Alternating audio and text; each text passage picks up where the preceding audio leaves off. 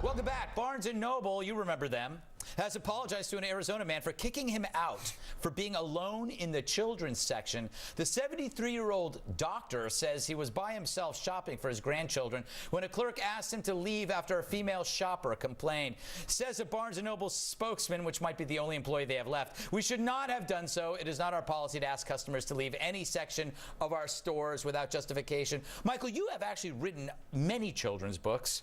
Or maybe one, I can't remember. Sure, you've had to shop alone for research. Did you get any weird looks?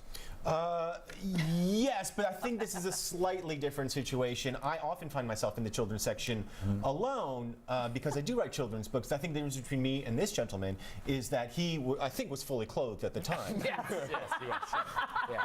But you know, granted, it's very hot where you live.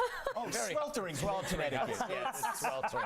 So I honestly think that it was an injustice that they threw you out that time. Leanne, so what happens next time if there's actually a creepy guy in the children's section? They're not going to kick him out because they're going to be scared. Well, that's the whole problem with being too PC. But I mean, I want to know what the woman shopper actually thought he was doing. If he was just standing there looking at browsing books, or was he trying to hit on her little child? He was on the phone talking to a friend quietly. That's what he claims. He's a well-respected surgeon, I believe, or a doctor. Maybe I dreamt that, but surgeons can't be pedophiles, Greg. You're saying this is stereotyping of the worst kind. No, I'm not.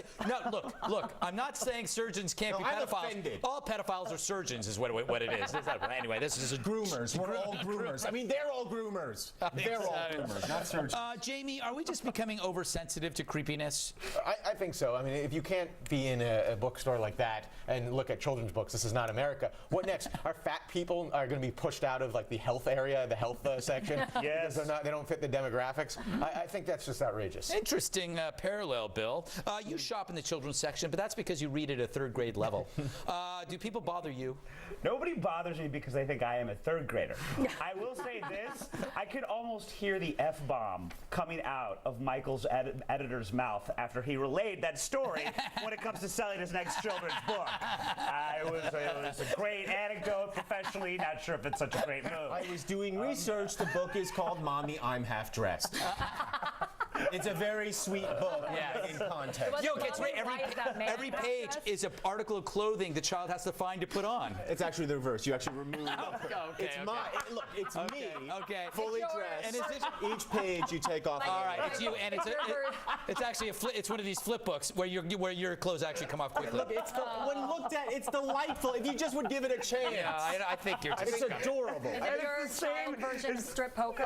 And it's the same glare. I think we should move on to something less or more. Who knows? Today marks the 50th anniversary of silicone breast implants, and the first recipient, who's now an 80-year-old great-grandma from Texas, doesn't regret a thing. Timmy Jean Lindsay, seen here, says she initially, that's an artist rendering. So we couldn't get the picture.